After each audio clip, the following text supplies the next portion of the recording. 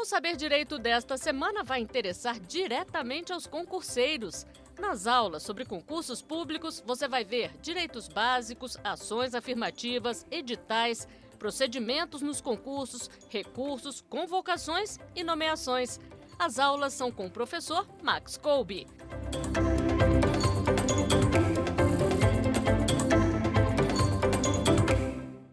Olá pessoal, meu nome é Max Kolbe, sou professor de Direito Constitucional, advogado especialista em concursos e servidores públicos. Muito obrigado pela participação de todos, foi uma honra estar com os senhores aqui nesse curso no Saber Direito sobre direito dos concursos públicos dentro do âmbito do direito constitucional. Essa é uma temática nova, essa foi uma experiência absolutamente salutar, que fico muito agradecido pelo convite do Saber Direito para assim transmitir pouco desse conhecimento a todos os senhores. Fica aqui a minha admiração antes do início dessa quinta e última aula a todos esses servidores e pessoas que aqui nos ajudaram a concluir esse curso. Muito obrigado e espero que os senhores também que estão conosco aqui após essas 4 aulas tenham gostado e conseguido absorver algum daqueles conteúdos que fora passado aqui nessas aulas. Pois bem, muito obrigado a todos. Vamos lá para a nossa quinta e última aula. Iremos iniciar com o tópico nomeação em concurso público. Pessoal, essa palavra nomeação gera uma problemática tão grande, mas tão complexa, que a gente poderia falar mais umas 3 ou 4 aulas sobre esse tema. Vamos aqui primeiro reprisar alguns detalhes. Concurso público a título eminentemente de cadastro de reserva. Já dissemos que gera mera expectativa de direito à nomeação. Salvo em algumas hipóteses que essa mera expectativa de direito à nomeação haveria a convalidação em direito subjetivo, em você ser nomeado. Mas aprovado dentro do número de vagas pré-estabelecidas no edital do concurso público, tem direito à nomeação dentro do prazo de validade, exceto e tão somente se a administração pública demonstrar que não teria dinheiro para te nomear, o que é quase que impossível a administração pública demonstrar objetivamente diante de tanto dinheiro que tem. A questão afeta a própria lei orçamentária anual, a distribuição dos recursos, ela demonstrar que não teria dinheiro para te nomear. O fato é que a nomeação é um ato jurídico perfeito, é um ato administrativo que gera inúmeras consequências no mundo jurídico. Isso tanto é verdade que há hipóteses de nomeação sem preenchimento da vaga, seja por uma tornada sem efeito, quando o candidato ele é simplesmente nomeado e não vai lá assinar o termo de posse com a posterior entrada em exercício, seja porque a administração pública te nomeia, mas não efetiva a sua posse. E nós também não podemos confundir o ato de nomeação com a convocação no âmbito da administração pública indireta, mas eu trato isso em outro momento, ainda dentro dessa aula.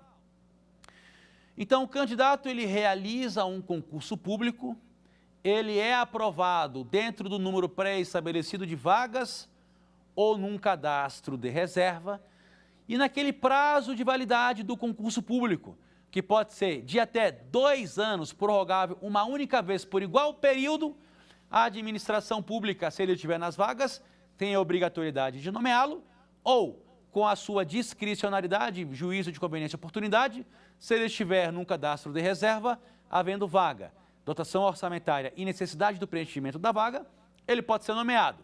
Eu quero só deixar claro que quanto ao prazo de validade do concurso público, ele pode ser de até 2 anos, não necessariamente será de 2 anos prorrogável uma única vez pelo igual período.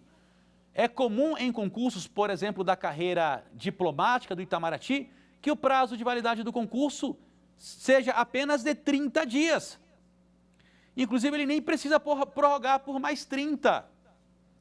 Mas se o prazo de validade vai ser 30 ou 2 anos, ele eventualmente só poderia ser prorrogado uma única vez por igual período. E essa prorrogação ou não do prazo de validade do concurso público é juízo de mera conveniência e oportunidade por parte da administração pública. O ato de nomeação gera consequências. Então, quando o candidato ele é aprovado no concurso público, ele é nomeado ou ele é convocado, ele tem um direito de ser empossado. É inclusive o que fala a súmula 16 do Supremo Tribunal Federal. Servidor público nomeado tem direito à posse. Só que essa súmula ela foi editada em 1964. E lá naquele período, ainda que você fosse aprovado nas vagas, você tinha mera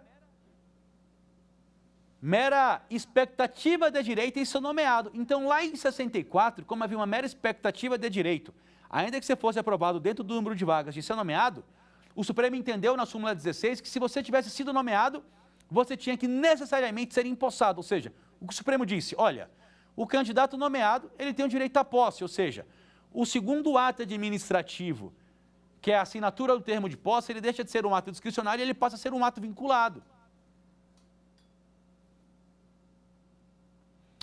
Tudo bem? Agora, qual seria, basicamente, a diferença do ato de nomeação para o ato de convocação? Nomeia para o preenchimento do cargo público efetivo. E a convocação é um chamamento para a assinatura do contrato de trabalho no âmbito das empresas públicas e sociedades de economia mista, lá no âmbito da administração pública indireta. Mas, juridicamente, os efeitos são os mesmos, tanto da convocação quanto da nomeação. Acontece que, mais uma vez, trazendo aquele jeitinho errado de se fazer as coisas, empresas como Caixa Econômica Federal, e aí estou dizendo, mais uma vez, a título de elucidação aqui, de aprendizagem, de aula, a processos judiciais públicos abertos a toda a sociedade, mas estou trazendo aqui apenas como exemplo, num contexto de uma aula. Então, a Caixa Econômica Federal convocava os candidatos, ou seja, aspas, nomeava esses candidatos por meio de um primeiro telegrama para apresentação de documentos, para tão somente depois assinarem um contrato de trabalho. Só que ele nomeava esse candidato, ele convocava esse candidato por meio de primeiro telegrama, o candidato era convocado, nossa, vou assumir o meu emprego público na Caixa. E passava anos sem contratá-los. Só que quando a Caixa Econômica Federal convocava esse candidato, aspas, nomeava esse candidato para apresentação dos documentos a fins de assinatura do contrato de trabalho, o candidato gerava uma expectativa nele de falar, opa, vou para a Caixa, então vou pedir demissão do meu emprego privado ou do meu emprego público, vou alugar um apartamento em tal local ou uma casa em tal local, vou fazer a mudança com a minha família para ir para aquela localidade para assumir um emprego público na Caixa Econômica Federal, mudava toda uma vida.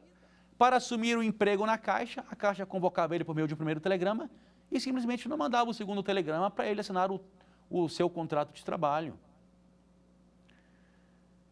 Deixava esse candidato, até vulgarmente falando, entre esses aprovados da Caixa que assim tiver essa problemática, na geladeira. E isso acabou sendo judicializado várias vezes. E o que a jurisprudência entendeu quanto essa situação?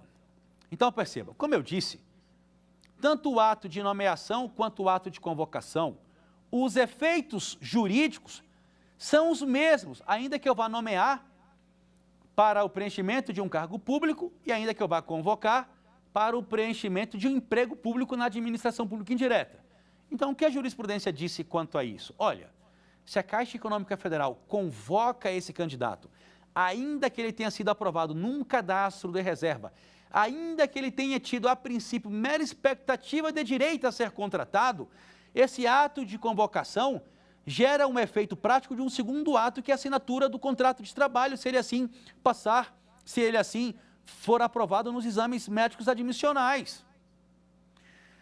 Porque quando eu convoco um candidato no âmbito das empresas públicas ou sociedades de economia mista, lá no âmbito da administração pública indireta, da mesma forma que os servidores públicos têm o direito à posse com base na súmula 16 do Supremo, com a convocação eu preciso contratar o empregado público. Inclusive, a jurisprudência reconheceu até a indenização a título de dano moral por esse atraso demasiado e arbitrário e imotivado por parte dessa empresa pública e não efetivar a contratação daqueles aprovados. Então, tanto o ato de nomeação quanto o ato de convocação gera um efeito prático posterior, que é a posse ou assinatura do contrato de trabalho. E esse ato administrativo posterior, posse ou assinatura do contrato de trabalho, é ato vinculado da administração pública. Ela jamais não poderia simplesmente deixar de empossar ou contratar o aprovado no concurso público após a nomeação ou a sua convocação. Absurdamente, no âmbito do Distrito Federal, ainda que a jurisprudência não tenha reconhecido dessa forma, aconteceu uma anomalia no concurso da Polícia Militar do Distrito Federal, logo no início do período pandêmico. 726 candidatos tinham sido convocados para o curso de formação. Nós entendemos que essa convocação para o curso de formação é o próprio ato de nomeação, porque quando ele assume o curso de formação, ele já passa a integrar a instituição Polícia Militar. Então, logo no início antes da pandemia, 726 candidatos foram convocados para o curso de formação. A pandemia teve início, o governo do Distrito Federal simplesmente desconvoca 500 desses candidatos para o curso de formação.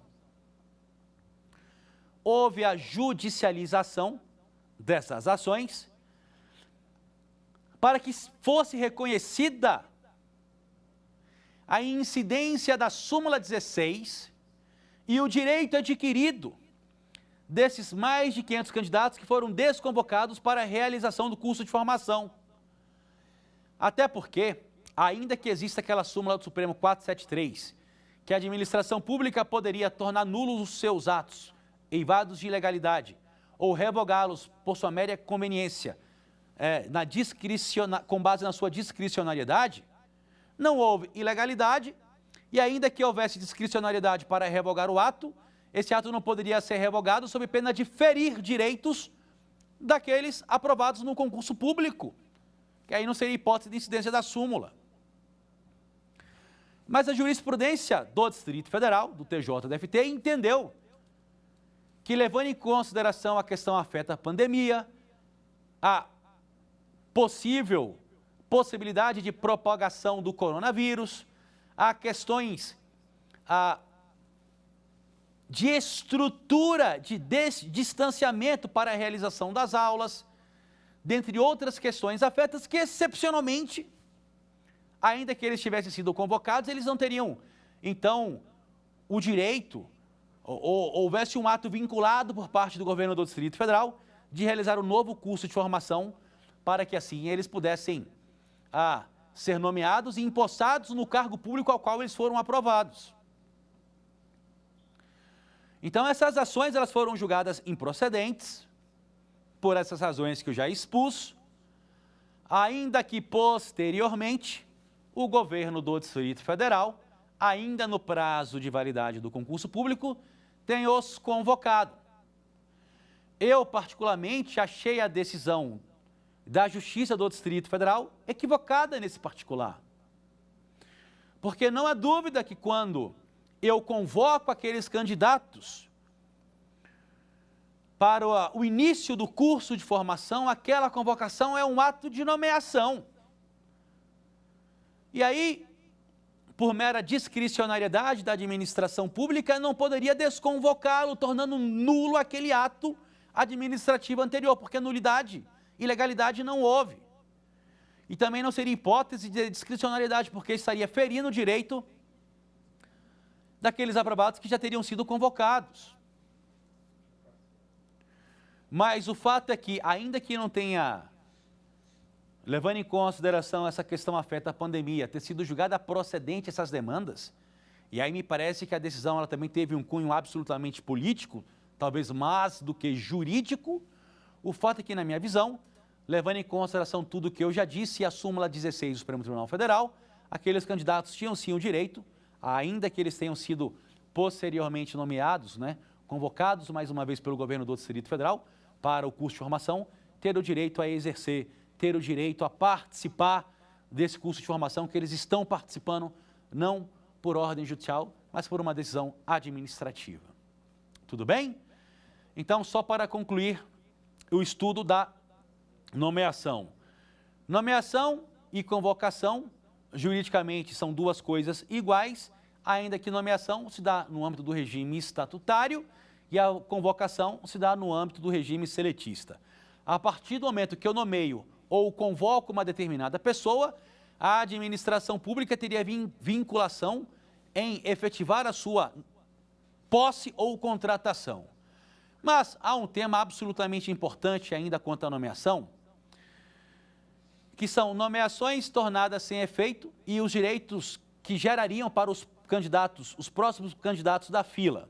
Vamos lá, vou falar sobre isso e depois ainda vou falar sobre uma outra questão, que são aqueles candidatos que são aprovados num concurso público, num cadastro de reserva, ou estão com antecedentes bem distantes, e a administração pública simplesmente nomeia eles como a única publicação no Diário Oficial.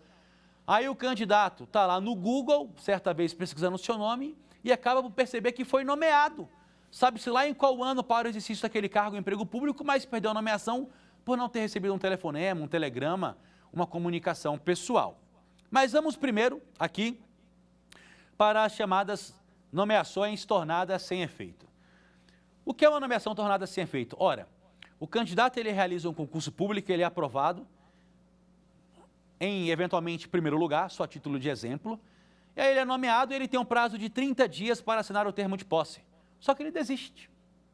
Ele não vai lá assinar o termo de posse. Essa nomeação dele, ela é tornada sem efeito. A pergunta é, qual é a consequência? Qual o efeito jurídico prático para o segundo colocado? O segundo colocado teria o direito agora em ser nomeado na vaga do primeiro que não assumiu? A administração pública teria então que nomeá-lo obrigatoriamente? A resposta é sim. Ora, a jurisprudência vai entender que nomeações tornadas sem efeito geram o direito para o próximo candidato da fila ser nomeado. Nessa hipótese, não há mais que se falar em discricionariedade da administração. Nessa hipótese, o ato é vinculado. Vinculado é imediato.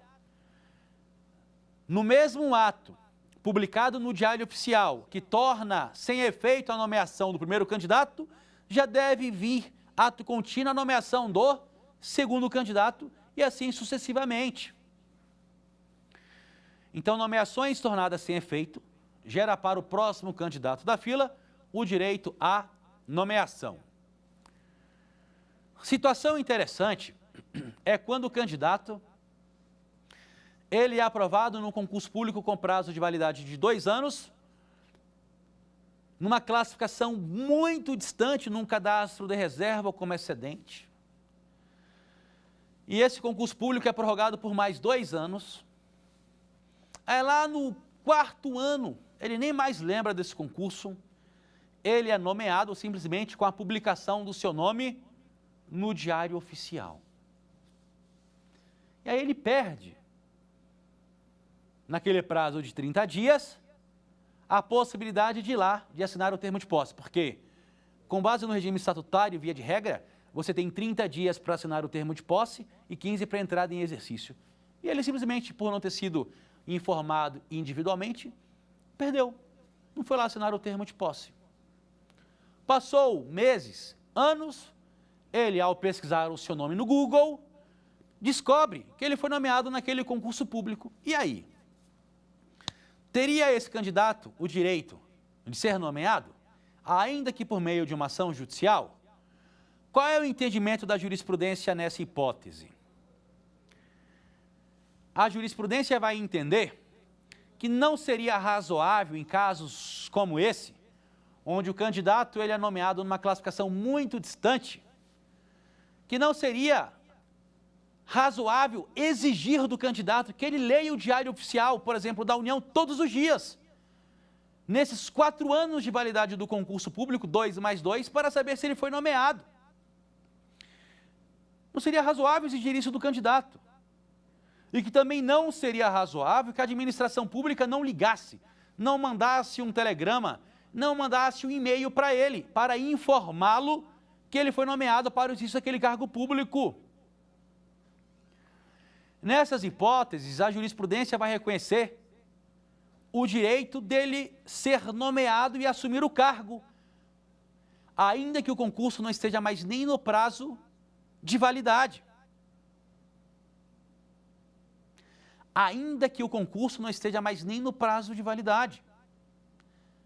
Agora, é óbvio, se a administração pública demonstrar no processo que, além da publicação no Diário Oficial, mandou e-mail, correspondência, ligou para o candidato, mas o candidato foi negligente, porque mudou de cidade, mudou de telefone, mudou de endereço e não alterou os seus dados na banca examinadora, aí ele não vai ter reconhecido o direito em ser nomeado e empossado.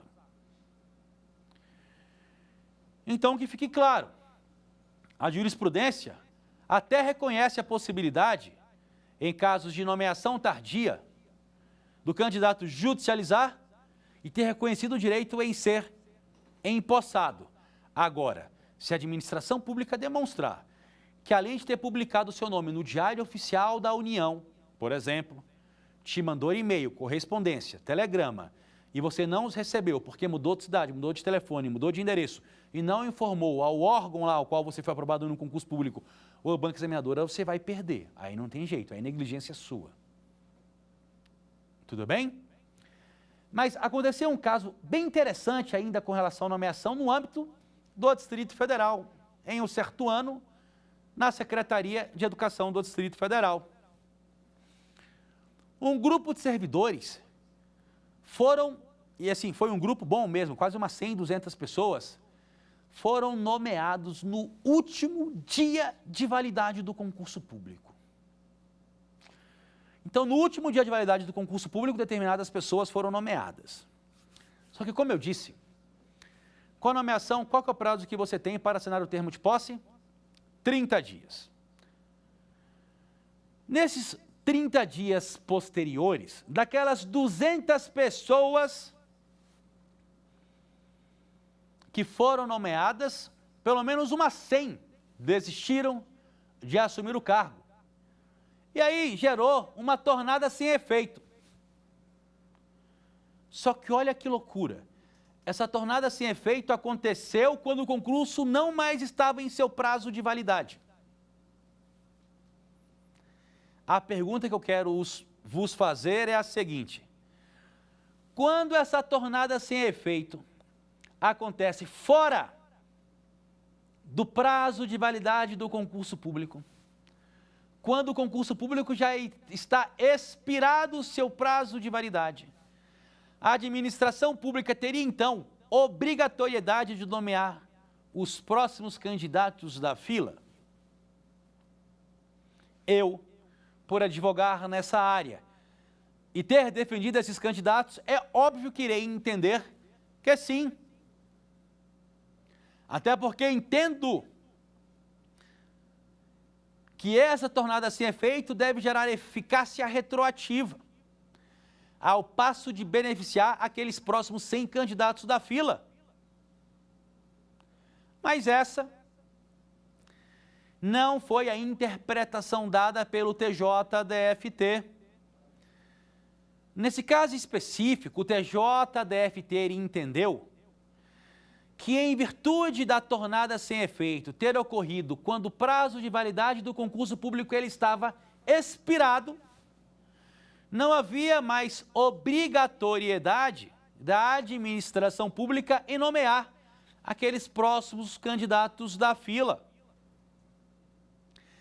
Essa discussão, inclusive, foi parar no STJ. E o STJ entendeu da mesma forma.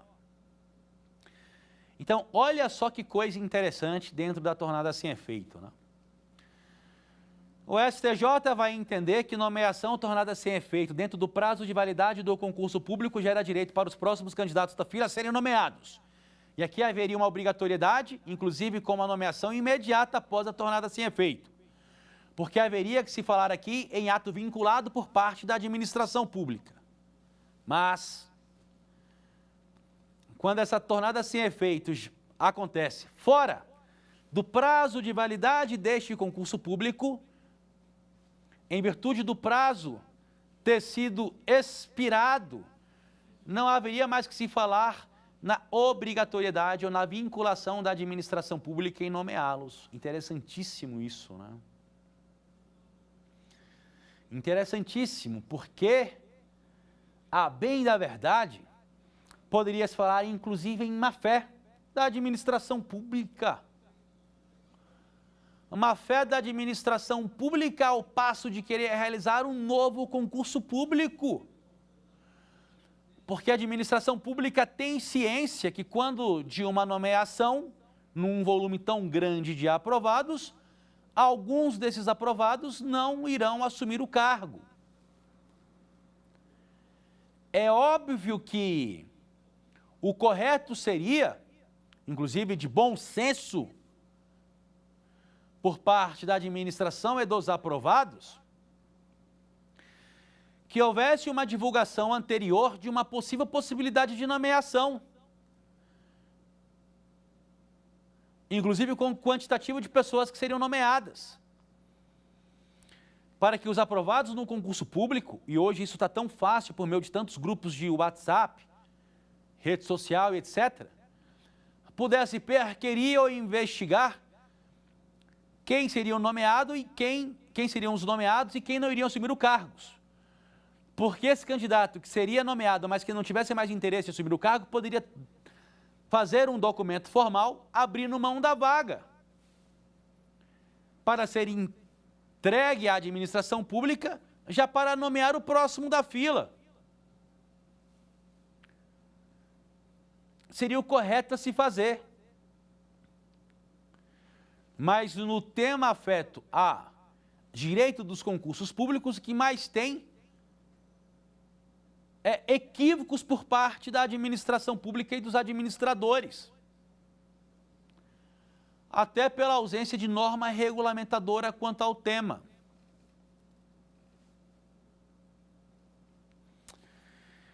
Então, pessoal, perceba que uma simples palavra nomeação pode gerar consequências e reflexos jurídicos absolutamente importantes, muitas das vezes a serem apreciados no âmbito do poder judiciário. Com essa explanação, nós tecnicamente finalizamos o nosso conteúdo programático do curso, ao passo que nesses minutos que nos resta, irei fazer um resumo, um apanhado geral de basicamente tudo o que foi dito, só para fins de recapitulação do tema, para posteriormente passarmos para as questões. Tudo bem? Então, antes de finalizar, agradeço mais uma vez o convite da TV Justiça do programa Saber Direito para participar deste curso, algo inovador em nosso país. Desconheço qualquer aula sobre direito dos concursos públicos, seja em instituições públicas ou mesmo privadas. Então, agradeço esse desafio, o convite para esse desafio. Muito obrigado e farei agora um resumo, um apanhado geral de basicamente tudo o que foi dito, ok? Vamos lá. Antes, é claro, de chamar as perguntas da nossa quinta e última aula. Pessoal, quando a gente começou a falar lá na primeira aula sobre o direito do concurso público, a gente quis deixar claro, a princípio, que o Instituto do Concurso Público ele surge em nosso ordenamento constitucional na Constituição de 34. Foi a primeira vez que a palavra concurso público surge em nosso país. Tudo bem? Constituição promulgada e inspirada na Constituição alemã. E observe uma coisa muito importante, que o concurso público surge como um direito de expressão daquela segunda geração dos direitos fundamentais. Direitos de igualdade, ao passo de permitir que todos aqueles que preenchem os requisitos pré-estabelecidos na lei para o exercício daquele cargo pudessem realizar o concurso público e concorrer em igualdade de condição para o seu preenchimento. Então perceba que desde 34 as demais constituições veio trazendo o acesso ao cargo e emprego público, condicionando a realização de um concurso público de provas ou de provas e títulos. Não se esqueça que nós falamos lá na primeira aula ou segunda aula que a competência para legislar sobre concurso público seria uma competência concorrente da União, dos Estados e Distrito Federal. Ao passo que, na ausência de lei federal, os Estados e o Distrito Federal podem regulamentar a questão no seu interesse regionalizado. Agora, é óbvio, com base na norma constitucional, em seu artigo 24, salvo engano, no parágrafo 1º, a superveniência de lei federal, contrária à lei estadual quanto ao tema concurso público, iria suspender a eficácia da lei estadual quanto ao tema. Nós ainda não temos uma lei federal regulamentando normas gerais para disciplinar algo tão importante em nosso país, que é o concurso público. Milhares de pessoas, todos os anos, se debruçam nos bancos das escolas para estudar para o ingresso no cargo e emprego público, e já se passaram mais de 30 anos da promulgação da Carta Republicana de 88, e até a presente data o Congresso Nacional não aprovou a Lei Geral do Concurso Público, trazendo com isso muita insegurança jurídica, uma judicialização excessiva dessas pretensões. Vários legisladores positivos, porque vários juízes Brasil afora decidem sobre o tema concurso público, de forma favorável ou não favorável, de forma diferente, inclusive em casos análogos. Há um desrespeito, muitas das vezes, por vários órgãos do Poder Judiciário e juízes, das decisões emanadas pelo Supremo Tribunal Federal, como muitas das vezes em casos relacionados à investigação da vida pregressa, pelo candidato eventualmente responder ao inquérito policial, ter um boletim de ocorrência. Ora, o Supremo já disse que o simples fato de o candidato ter o inquérito policial aberto, responder a um processo penal, não pode ser óbice ou impeditivo para o exercício de determinado cargo, porque deve prevalecer o princípio da presunção de inocência. Essa decisão do Supremo, com repercussão geral reconhecida, muitas das vezes não é nem respeitada pelos juízes e tribunais afora, dificultando uma uniformização quanto ao tema e trazendo uma insegurança jurídica sem precedentes para mais de milhares de pessoas que realizam concursos públicos todos os dias. Falamos também de vários direitos básicos desses aprovados em concurso público, no seu preenchimento do cargo. Falamos daqueles direitos relacionados à impossibilidade, com algumas exceções, de se obstar o acesso ao cargo de emprego público pelo candidato ter tatuagem, com exceções, é claro. Falamos de uma legislação nova, em que o presidente Bolsonaro não veda o ingresso na carreira da Marinha do nosso país de candidatos que tenham tatuagem no rosto, na cabeça ou na parte da nuca, independentemente de qual tatuagem seja, ainda que uma cruz, simbolizando o cristianismo. Falamos também que testes psicotécnicos, que testes de aptidão física, para serem exigidos do candidato, devem constar expressamente no edital, devem constar expressamente na lei que institui o cargo, não podendo ser estabelecidos tão somente nos editais de concurso público. Tecemos comentários que, ainda que eu possa exigir um teste psicotécnico do candidato, esse teste psicotécnico não pode ter caráter subjetivo, sob pena de ser declarado ilegal, levando em consideração que a análise do psicotécnico deve ser pautada em parâmetros objetivos, ao passo de perquirir a boa capacidade mental do candidato para o exercício daquele cargo. Tecemos críticas sobre as exigências, muitas das vezes desarrazoáveis, nos exercícios ou nos testes que são submetidos esses candidatos às carreiras policiais, levando muito deles aos óbitos nesses TAFs espalhados pelo Brasil afora.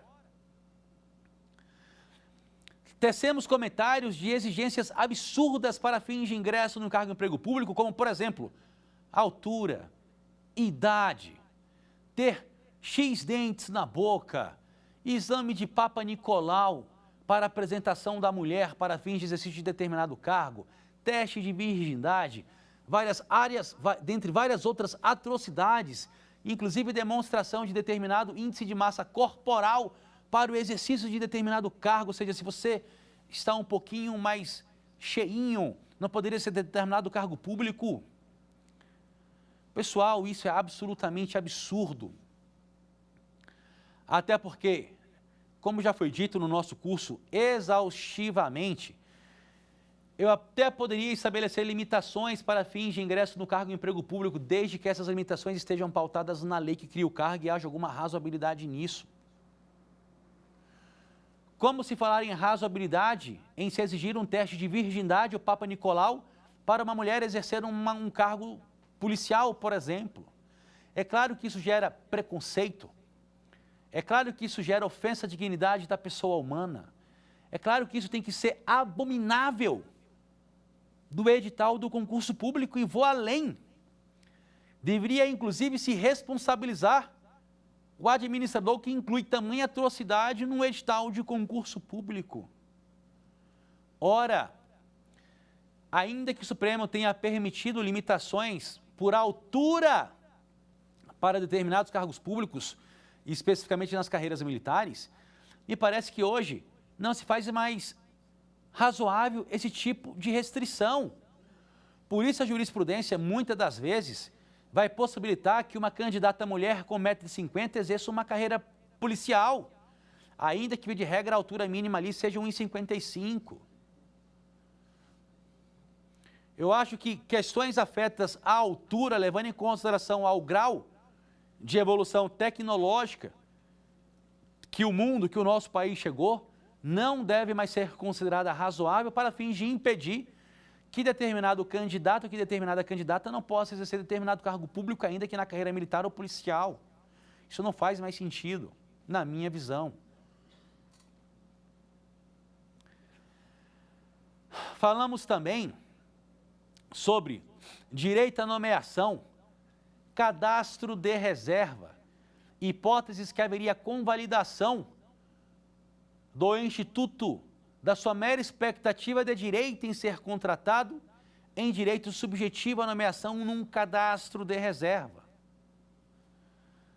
Falamos também que, ainda que não seja papel institucional dos tribunais de contas, por exemplo, Tribunal de Contas da União, Tribunal de Contas do Distrito Federal, na minha visão, é claro, tecer comentários sobre concursos públicos, isso está sendo muito comum, e a jurisprudência do TJDFT aqui do Distrito Federal, tem reconhecido a competência institucional do Tribunal de Contas para falar sobre o tema concurso público, quando a discussão ela está pautada dentro do critério da legalidade ou não.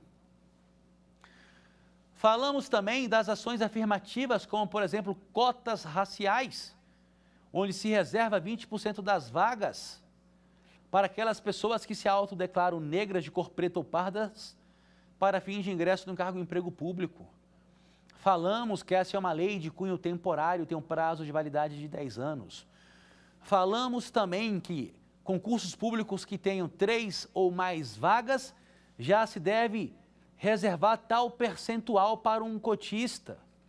Tecemos comentários que, na minha visão, um candidato deficiente, quando assim o edital reservar essa vaga a ele, deve ser nomeado em benefício do cotista, porque a ação afirmativa do deficiente, ela consta na própria Constituição Federal, ao passo que a lei de cotas raciais é uma lei e não há nenhum mandamento constitucional quanto à criação de eventual ação afirmativa para aquelas pessoas que se declaram negras, de cor preta ou parda. Falamos também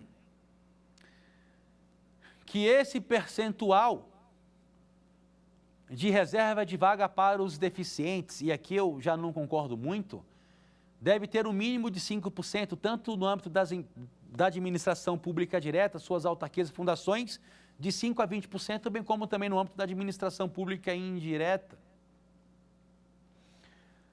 Falamos da grande problemática da perda auditiva unilateral, onde o STJ reconhece que a perda auditiva unilateral não seria hipótese de deficiência para fins de ingresso no cargo de emprego público, ainda que a Justiça do Trabalho reconheça como tal. Falamos também que quando se reconhece o direito à nomeação do candidato por ordem judicial, isso não geraria preterição, não geraria desobediência à ordem classificatória do concurso. Por quê? Porque o Supremo vai entender que o candidato teria, então, acesso ao Poder Judiciário com base na previsão constante no artigo 5º 35 da Constituição, que vai falar que a lei ela não poderia excluir da apreciação do Poder Judiciário lesão ou ameaça a direito. Falamos também da hipótese em não permitir, no âmbito da lei de cotas raciais para fins de ingresso em cargo público, que o candidato escolha se ele quer ser nomeado pela ampla concorrência ou pela lei de cotas, ou seja, se ele for nomeado como cotista e ele não assumir o cargo, ele não terá um direito ou um duplo benefício de ser nomeado novamente pela ampla concorrência. Cuidado. Cuidado para você que vai realizar um concurso da carreira policial. Na hora do preenchimento daquela FIC, da ficha de investigação social. Por quê? Porque ainda que você responda a inquérito policial, ainda que você tenha algum processo em tramitação, ainda que você tenha o seu nome negativado, se você omitir essa informação, você irá simplesmente perder a sua ação judicial. O correto é você falar a verdade. O correto é você responder aquilo que está lhe sendo perguntado. Porque se eventualmente você for eliminado por ter um inquérito policial, ou um nome negativado, ou um processo judicial aberto, você poderá ainda recorrer no âmbito do Poder Judiciário e provavelmente terá aí reconhecido o seu direito à nomeação. Falamos também que a jurisprudência já vem relativizando que menores de 18 anos assumam cargo público. Ainda que, por exemplo, a Lei 8.112 estabeleça como um dos requisitos para fins de investidura no cargo, ter no mínimo 18 anos. Porque, como já dissemos, o Código Civil afirma categoricamente que cessa a minoridade para os relativamente incapazes com o efetivo exercício do emprego público. Então não faria sentido, já que cessa a minoridade para a prática dos atos da vida civil, para o relativamente incapaz, o efetivo exercício do emprego público não permitir que ele assuma um cargo ou emprego público.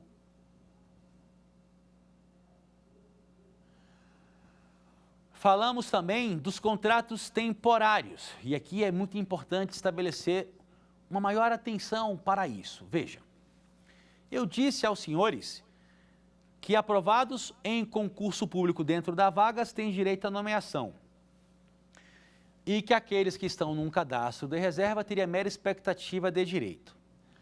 Só que no âmbito da administração pública tem os chamados contratos temporários, que é uma possibilidade que a administração pública tem para contratar temporariamente, em caso de necessidade, em caso de urgência, no caso de excepcionalidade, servidores para exercerem determinadas atribuições temporariamente.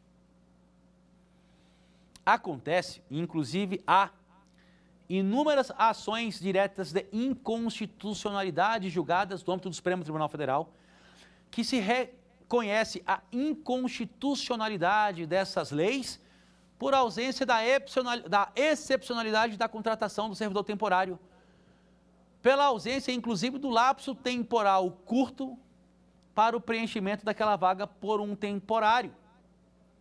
Muito comum acontecer isso no âmbito da Secretaria de Educação do Distrito Federal. Há inúmeros professores aprovados no concurso público para o preenchimento da vaga em caráter efetivo, que também realizam o concurso para o preenchimento da vaga como professor temporário. Acreditem, ele acaba assumindo a vaga como professor temporário, fica lá 5, 10 anos e ele nunca assume a vaga do caráter efetivo. O concurso público em caráter efetivo termina o prazo de validade e aquele professor continua exercendo aquela vaga de forma temporária. É claro que essa é uma hipótese de demonstração de arbitrariedade da administração pública ao passo de convalidar aquela mera expectativa de direito subjetivo à nomeação. Então, com essas brevíssimas considerações, fazendo um resumo de tudo que dissemos nessas 5 aulas, nós finalizamos o nosso curso de Direito do Concurso Público. Eu agradeço mais uma vez o convite da TV Justiça e quero parabenizar a todos os servidores desse programa que auxiliam aqui a realização dessas aulas para os senhores e chamá-los para as nossas últimas perguntas desse curso que foi sensacional. Muito obrigado pelo convite, porque de fato foi um desafio, levando em consideração que não há ainda nenhum curso desse no país, para que pudéssemos sequer ter um espelho ao norte para transmitir tal conhecimento aos senhores. Isso me demandou muito tempo de estudo e eu agradeço imensamente à TV Justiça e a todos os senhores por essa oportunidade. Vamos lá então para as nossas últimas questões do nosso curso. Vem comigo. Vamos lá. Considerando os procedimentos dos concursos públicos, marque a alternativa correta. A convocação e nomeação referem-se ao mesmo procedimento administrativo, o qual deve respeitar o princípio da publicidade. Dentro do prazo de validade do concurso público, o candidato aprovado tem direito à nomeação quando o cargo for preenchido sem observância da classificação. Segundo o STJ, quando houver nomeação tornada sem efeito durante a validade do concurso público, aquelas vagas que não foram preenchidas não precisam ser ocupadas pelos candidatos seguintes da ordem de classificação e item D, nenhuma alternativa estaria correta. Vamos lá, pessoal. Qual é o item correto dessa questão? O item correto dessa questão é a letra B. O item A estaria errado, porque convocação e nomeação são coisas distintas. Convocação acontece no âmbito da administração pública indireta, empresa pública e sociedade de economia mista. Nomeação no âmbito do regime estatutário, ainda que tanto a convocação quanto a nomeação, se forem realizadas, gerará aí o direito à investidura no cargo ou no emprego público. O item 6 está errado, porque quando há tornada sem efeito, eu já disse que, segundo o STJ, a nomeação tornada sem efeito gera para o próximo candidato da fila o direito à nomeação. O item dele estaria errado, porque nós temos, então, o item B como alternativa correta, ok? Vamos lá para a próxima questão.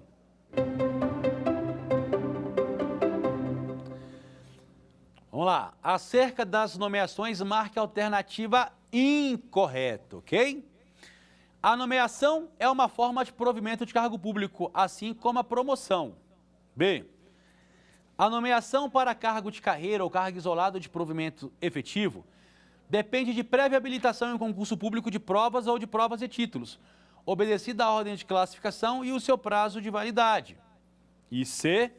Só haverá posse nos casos de provimento de cargo por nomeação. E item D. Nenhuma dessas três alternativas estaria incorreta.